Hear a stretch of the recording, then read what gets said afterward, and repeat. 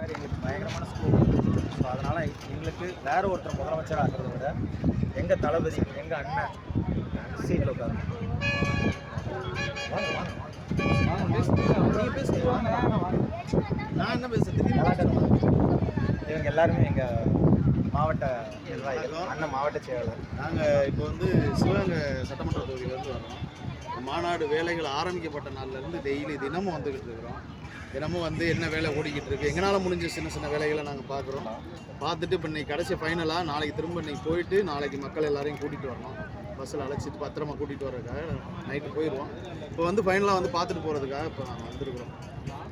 ஆனால் நிறைய தடைகள் எங்கள் ஊர்லலாம் என்னென்னா, போலீஸ் ஸ்டேஷன்லேருந்து அவங்க சொல்கிறாங்க, ஒரு மாதம் முன்னாடியே எங்களுக்கு சர்க்குலர் வந்துருச்சு, வண்டிக்கு வந்து எல்லா வண்டிக்கும் பாஸ் வேணும். மிரட்டுற தோணியில் என்ன பண்ணுறாங்க, அந்த ஓனரோட ஃபோட்டோலாம் கொண்டு வாங்க அப்படின்றாங்க. வண்டியோட ஓனர் அன்றைக்கி ஒரு நாள் டைம் கொடுக்குறாங்க.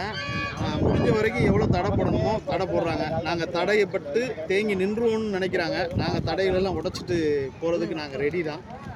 எவ்வளோ தடை போட்டாலும் அதாவது மக்கள் வந்து தளபதியை முதல்வராக ஏற்றுக்கிட்டு ரொம்ப நாள் ஆச்சு. அதாவது எங்கள் பொதுச் செயலாளர் சொன்ன மாதிரி முதல் மாநாடு விக்கிரவாண்டி மாநாட்டிலேயே மக்கள் வந்து தளபதி விஜயை வந்து எதிர்க்கட்சி தலைவராக ஏற்றுக்கிட்டாங்க. இவ்வளோ நாளும் நாங்கள் எதிர்க்கட்சி தலைவராக தான் வேலை பார்த்துக்கிட்டு இருக்கோம். இந்த ஒரு வருஷமாக வந்து எதிர்க்கட்சியாக தான் இருந்து வேலை பார்த்துக்கிட்டு இருக்கோம். எதிர்க்கட்சி உண்மையிலே உள்ள எதிர்க்கட்சி வந்து அதாவது கரெக்ஷன் கமிஷன் வாங்கிக்கிட்டு பேசாமல் இருக்கிறாங்க. ஆனால் நாங்கள் தான் எதிர்க்கட்சியாக செயல்பட்டுக்கிட்டு இருக்கோம். நேரடியாக தான் அதிமுகவை தான் சொல்கிறேன். அதிமுக இப்போ இருக்கிற எதிர்க்கட்சியாக இருக்கிற அதிமுக கமிஷனை வாங்கிக்கிட்டு எங்கே மணல் குவாரியாக இருந்தாலும் கல்குவாரியாக இருந்தாலும் கமிஷனை வாங்கிக்கிட்டு அவங்க எந்த செயல்பாடும் இல்லை.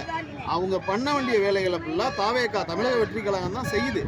இப்போ வரைக்கும் செஞ்சுக்கிட்டு இருக்கு. இந்த மாநாட்டுக்கு அப்புறம் மக்கள் முழுமையாக, தமிழ்நாட்டு மக்கள் முழுமையாக தளபதி விஜயை வந்து முதலமைச்சராக ஏற்றுக்குவாங்க. மனசளவில் ஏற்றுக்குவாங்க. இப்போவே தெரியும். பயத்தில் என்ன பண்ணுறது ஏது பண்ணுறதுலாம் அந்த ஒரு இந்த நாம் தமிழர்னு ஒரு கட்சியெல்லாம் அந்த சீமான்றவரெல்லாம் என்ன பேசுகிறாருன்னே தெரியல.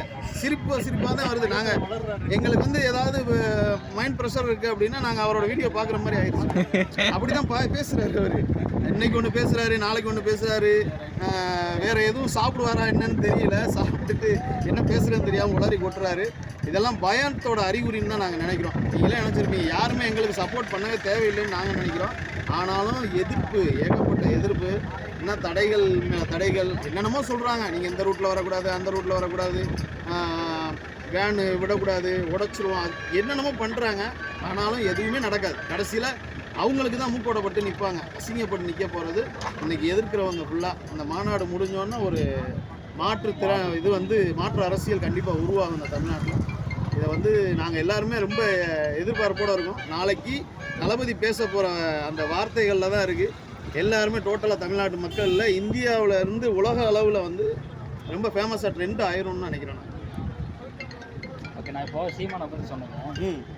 அவர் ஒரு வேலை இன்னைக்கு ஒரு மாதிரி பேசுகிறாரு, நாளைக்கு ஒரு மாதிரி பேசுகிறாருன்னு சொல்லியிருக்கேன். ஒரு வேளை உங்கள் கூட்டணிக்கு அவர் வர மாதிரி இருந்தால் உங்கள் மனநிலை எப்படி? ஒரே நிமிஷம். தளபதி ஒரே மாதிரி தாங்க பேசுகிறார். தளபதி ஒரே மாதிரி தான் பேசுவார். சீமானுக்கு கதவு கூட திறக்காது. சீமானுக்கு கதவு கூட திறக்காது. பணத்துறையிலும் கதவு கூட திறக்காது.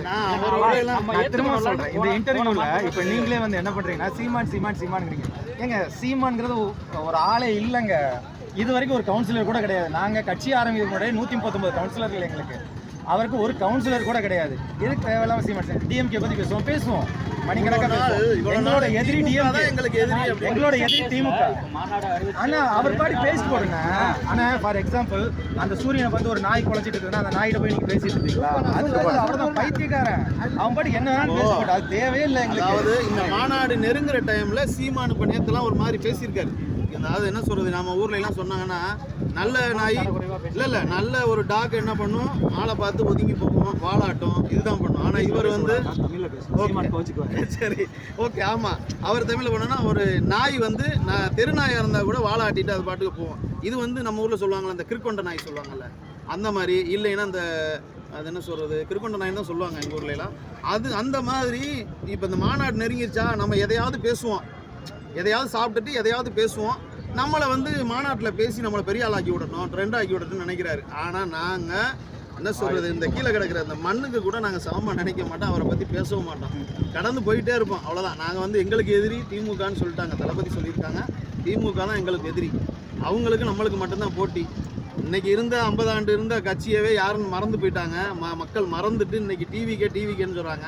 ஒரு சொல்கிறாரு, நேற்று ஒரு பேச்சில் சொல்லியிருக்காரு, என்ன நீங்கள் எதுக்கு வந்தீங்க அப்படின்னா நாங்கள் டிவிக்கேன்னு சொல்கிறாங்க, டிவிக்கிறதுக்கு எதுக்கு அவ்வளோ பேர் வந்தீங்கன்னு கேட்குறாரு. ஆனால் இன்னைக்கு டிவி தவிர தான் நாட்டை ஆண்டுக்கிட்டு இருக்காரு, 3வது முறையாக ஆண்டுக்கிட்டு இருக்காரு. நீ அங்கே போய் பேச வேண்டியதானே, அதை பேச முடியல. ஏதாவது அதான் சொல்கிறேன்ல, ஏதாவது பேசணும். என்கிட்ட இங்கிட்டு பேசுனா நாளைக்கு ஒரு பெட்டி வரும்.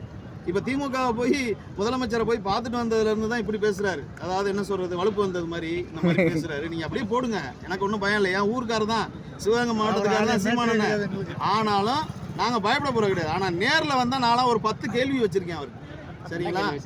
சரியான நான் நேரில் கேட்கணும் அந்த கேள்வியெல்லாம். அது நான் சொல்கிறேங்க, கோச்சுக்காங்க. இப்போது இது சீரியஸாகவே பேசுகிறேன். அவரோட கொள்கைங்கிறது என்ன சொல்கிறேன், தமிழ் தேசியம், கரெக்டுங்களா? அண்ணன் பிரபாகரன் அண்ணன், எங்கள் மேதகு பிரபாகரன் அண்ணன் எதுக்காக உயிர் நீத்தாருங்கிறது எல்லாத்துக்குமே தெரியும்.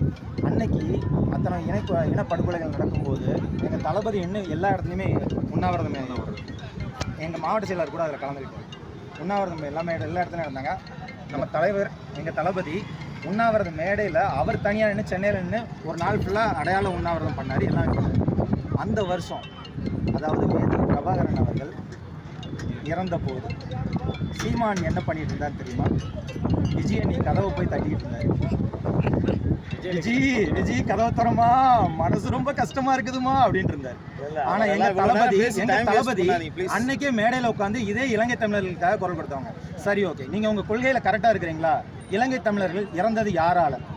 அன்னைக்கு உதவன காங்கிரஸ், அன்னைக்கு ஸ்டெப் எடுக்காத திமுக. இதுல தளபதி என்ன பண்ணாரு?